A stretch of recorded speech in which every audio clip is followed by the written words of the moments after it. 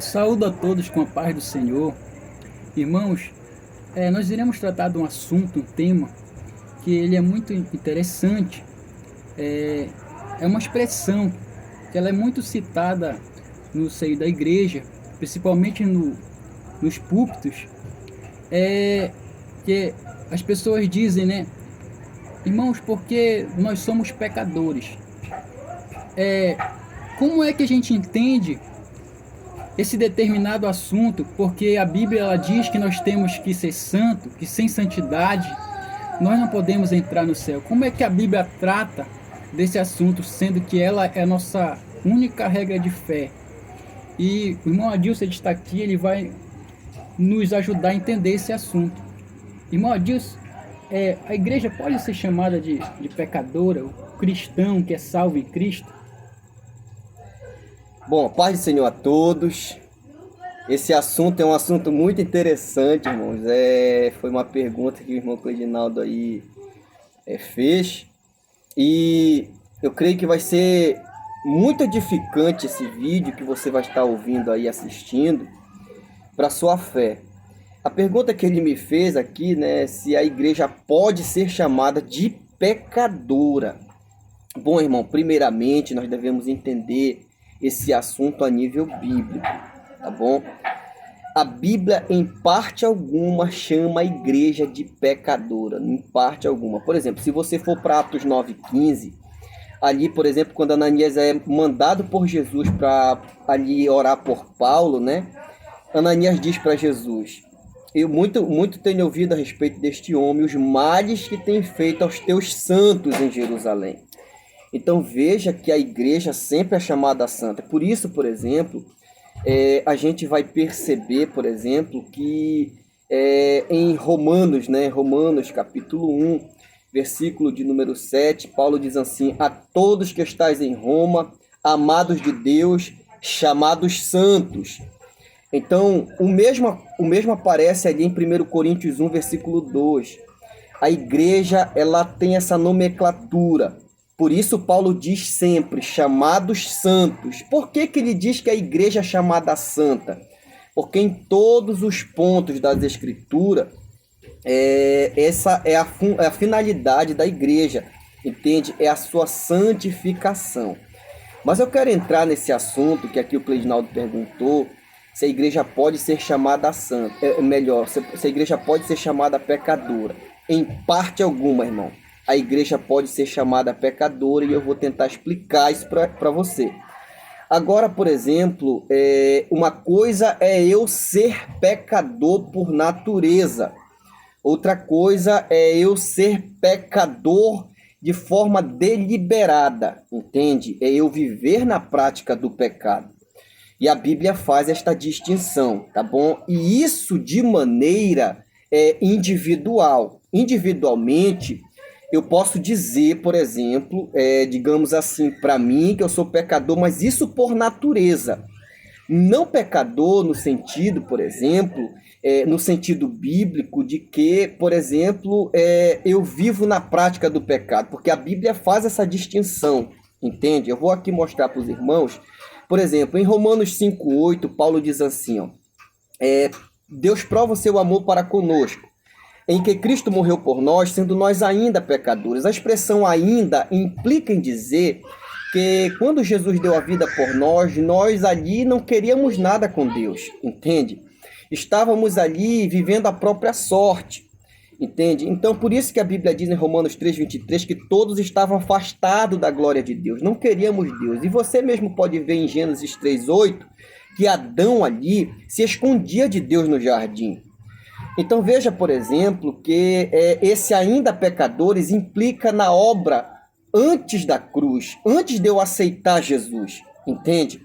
E quando a gente vai para Romanos 5:19, Paulo ele aplica os dois sentidos, por exemplo, que ele diz como que por um só homem, veio pela desobediência de um só homem, muitos foram feitos pecadores. Observa que Paulo chama de pecador aquele que ainda está na velha criatura, entende? Aquele que ainda vive a sua natureza decaída, aquele que ainda vive os prazeres, entende?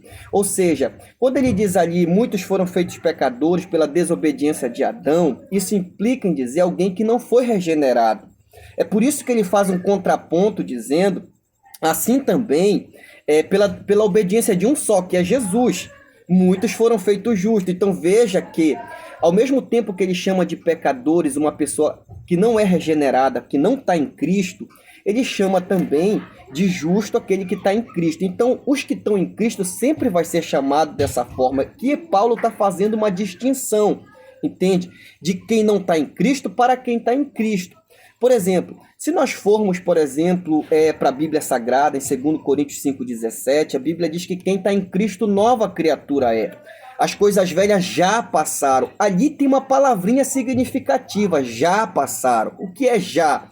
Significa que Deus não deixa para fazer depois. Ou seja, agora nós já provamos de uma nova vida com Deus. Nesse presente momento, nós já provamos de liberdade. E Jesus disse em João 8,36, que se pois o Filho vos libertar, verdadeiramente sereis livres. Isso também está em Romanos 6, versículo 20 ao 22. Entende? Nós, libertados do pecado, fomos feitos servos de Deus. Por isso temos que ter o nosso fruto para a santificação, porque no final vamos ter a vida eterna.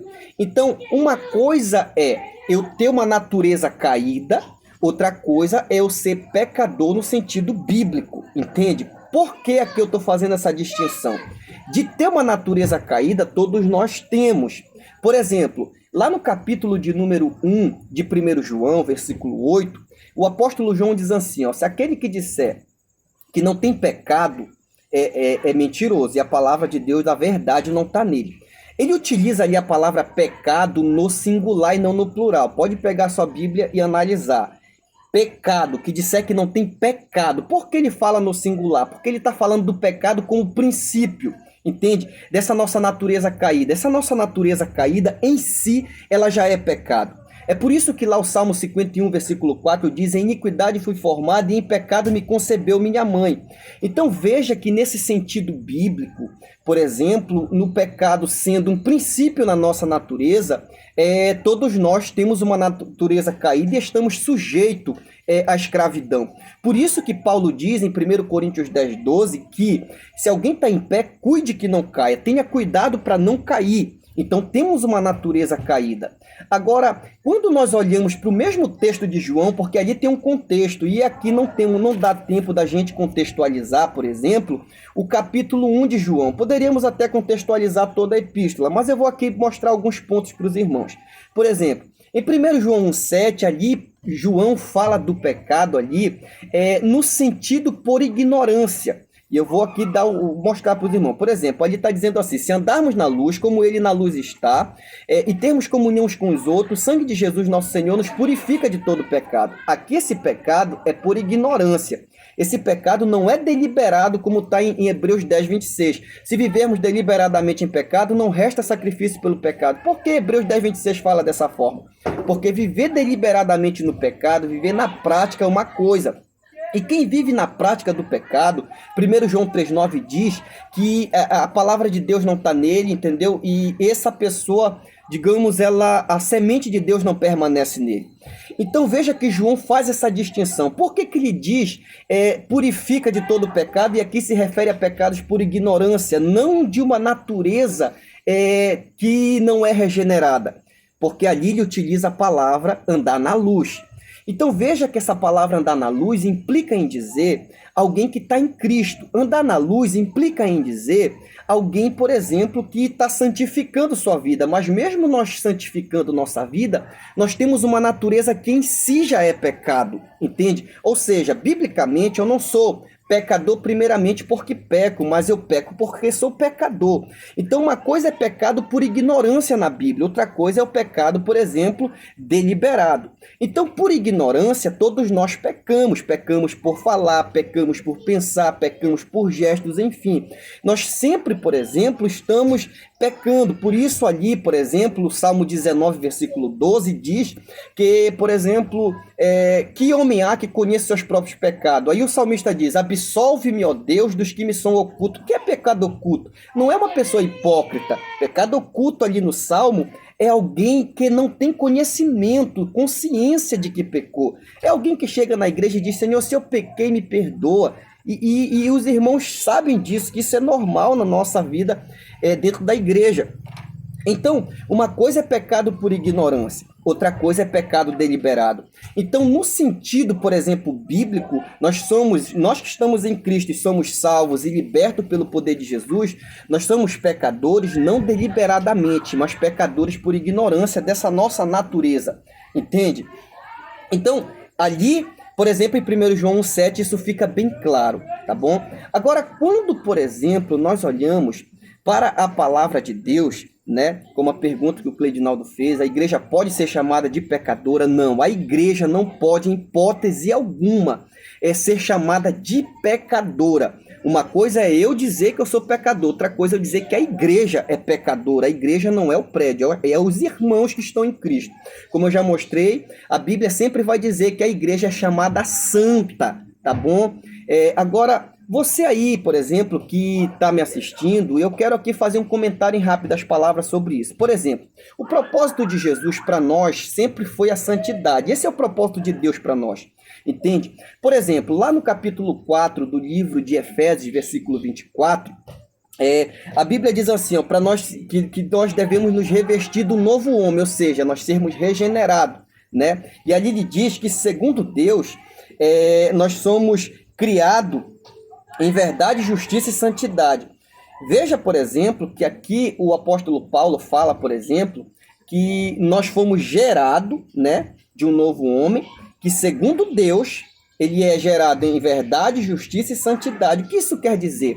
Que o projeto de Deus, o propósito, a prioridade de Deus para o seu povo é a santidade, entende?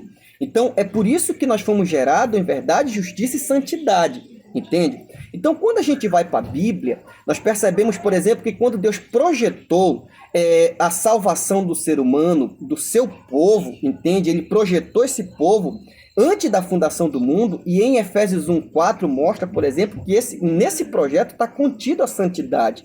Por exemplo, ali diz que Deus nos elegeu nele. Quem é esse nele? Jesus. Antes da fundação do mundo, para que fôssemos santos. Então veja que o projeto de Deus é visando a santidade, para que fôssemos santos e irrepreensíveis. Então veja, por exemplo, que biblicamente a Bíblia mostra, por exemplo, que o propósito de Deus é que nós tenhamos a santidade, entende? Por exemplo, se nós formos olhar para a Bíblia, Jesus desceu à terra para que nós tivéssemos santidade. Lá, por exemplo, em 1 Coríntios 1, versículo 2, a Bíblia diz, por exemplo, que a igreja de Corinto, a igreja que está em Corinto, em Cristo Jesus, aos santificados em Cristo, chamados santos. Olha como Paulo diz, santificados em Cristo. Então veja que Jesus desceu para nos santificar. É por isso que a Bíblia vai dizer, por exemplo, em 1 Coríntios 1,30, que Jesus ele é justiça de Deus, ele foi feito justiça de Deus, foi feito a nossa redenção e ele foi feito a nossa santificação. Então veja que Jesus ele é a nossa santificação, ele desceu com esse propósito. É por isso que em Mateus 1,21 diz que o nome dele deveria ser Jesus, porque ele salvaria nós dos nossos pecados. A Bíblia diz, ele salvará o seu povo dos seus pecados. Então veja, por exemplo, que esse propósito de Deus para a igreja como um povo, para o seu povo, é a santidade. É por isso que lá em Efésios 5, versículo de número 25 ao 27, a Bíblia diz, vós marido, ame as vossas mulheres como Cristo amou a igreja.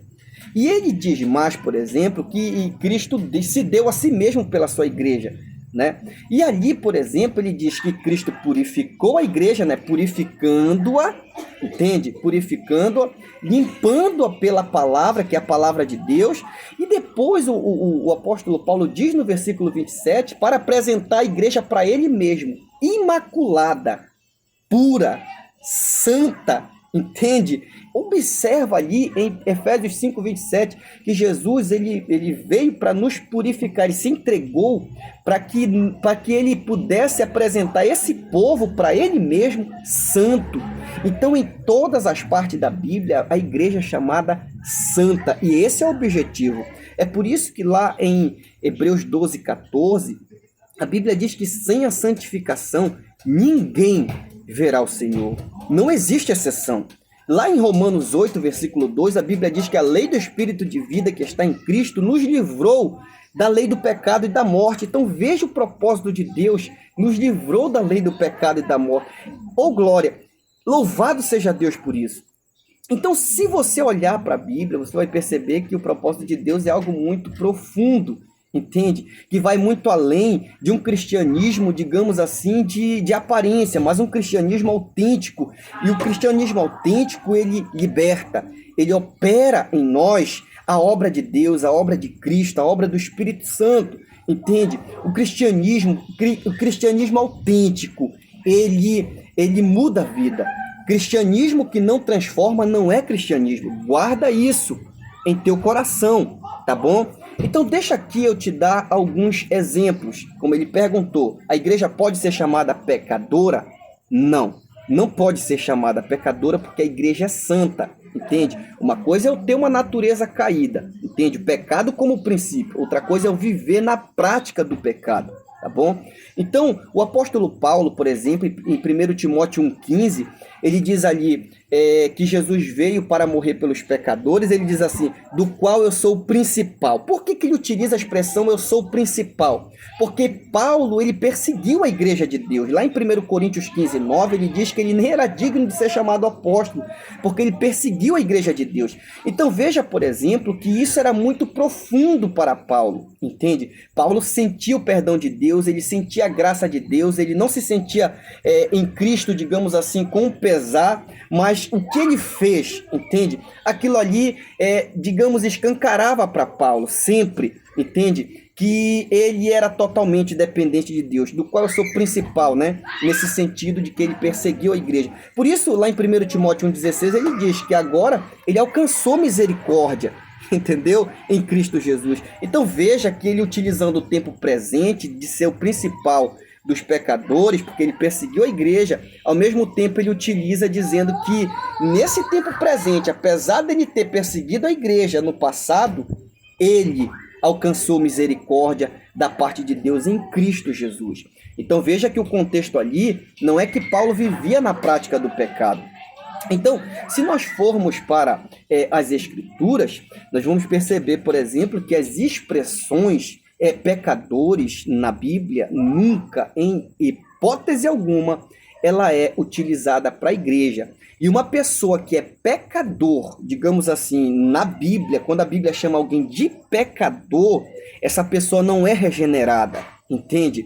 Então, tome muito cuidado, por exemplo, porque nós somos pecadores por natureza, entende? Nós não somos pecadores voluntariamente, entende? Nós não vivemos na prática do pecado. Nós somos pecadores por ignorância. E se alguém às vezes vacilar, te arrepende que Jesus te perdoa, tá bom? Mas o sentido que eu estou te falando é que a Bíblia vai sempre nos modelar e mostrar, por exemplo, que pecadores, biblicamente falando, dentro das Escrituras, é alguém que não está em Cristo, é alguém que não foi regenerado. Essa expressão, ela não é aplicada para o servo de Deus. É por isso que lá em Judas 1,15, a Bíblia diz que o Senhor vem para julgar todos os ímpios que impiamente praticaram, e também acerca de todas as palavras insolentes, ele vai julgar que os ímpios pecadores proferiram contra Cristo. Então, observa que o apóstolo Judas diz ímpios pecadores, porque ali a expressão bíblica é uma expressão diferente. Por exemplo, ele está aplicando ali a palavra, e sempre que você vai ver essa palavra, ela está relacionada, a palavra pecador, a alguém que não está em Cristo, alguém que não é regenerado, ok? Que Deus te abençoe, que Deus te guarde, que Deus te ilumine. E se você está levando um cristianismo que talvez você, por exemplo, não tenha aí apresentado as obras de Cristo, eu te aconselho a você buscar Jesus, se arrepender. Jesus te perdoa. Eu não sou melhor do que você, não estou querendo dizer isso. Não estou dizendo, por exemplo, que eu não peco. Eu estou dizendo que a Bíblia faz distinção entre pecado por ignorância e pecado voluntário. E a Bíblia vai chamar de pecador, entende? Esses que pecam voluntariamente. quanto aqueles que estão em Cristo e têm essa natureza caída que todos nós temos, entende? A Bíblia não chama de pecador, a Bíblia chama de santo, entende? E deixa que eu terminar, eu até esqueci, Cleidinaldo, de fazer aqui um comentário. Por exemplo, para que a gente não tenha dúvida, uma coisa é santo na Bíblia, outra coisa é santificação. Santo é quem está em Cristo. Então, ninguém é mais santo ou menos santo. Por exemplo, quando você aceita Jesus, você já é um santo em Cristo. Em que sentido, irmão, a gente é santo em Cristo? É que Deus, quando olha para nós, Ele nos olha em Cristo. Então, nós somos perfeitos em Cristo. Essa santidade que a Bíblia nos chama de santo, entende? É exatamente a santidade de Cristo que nos cobre, tá bom? É a santidade de Cristo que está sobre nós. Então, essa santidade que ela é perfeita, por isso a Bíblia diz santos, essa santidade que é perfeita é a santidade de Cristo, tá bom? Agora, santificação é a limpeza da nossa alma, é nós nos limparmos, é nós buscarmos nos modelar, é nós buscarmos nos aperfeiçoar. Por exemplo, Hebreus 12:14 não diz santidade, a Bíblia diz santificação. Sem a santificação, ninguém verá o Senhor, porque santificação é um processo, é progressivo na Bíblia. Lá, por exemplo, em 2 Coríntios 7:1, a Bíblia diz, por exemplo, para nós aperfeiçoar a nossa santificação. E como é que eu faço isso? Me limpando, me separando do mal, não deixando que o pecado, por exemplo, me domine. Você está me entendendo? Então, a santificação ela é diferenciada da santidade. Santificação é um processo progressivo, tá bom? Eu posso me limpar. E, nesse sentido, existem pessoas que são, digamos, mais santas do que outras, porque elas são mais separadas, mais consagradas a Deus, entende? Do que outras. Então, santificação é uma coisa, santidade é outra, tá bom? Santidade é em Cristo. Em Cristo nós somos santos. E quando nós, por exemplo, olhamos para esse assunto, nós temos de entender, por exemplo, que esse assunto é um assunto pertinente à nossa vida cristã, tá bom? Santifiquemo-nos, purifiquemo-nos de todo mal. E eu termino dizendo o que Pedro disse lá em 1 Pedro 1, versículo de número 15 e 16. Sede santo, como é santo aquele que vos chamou.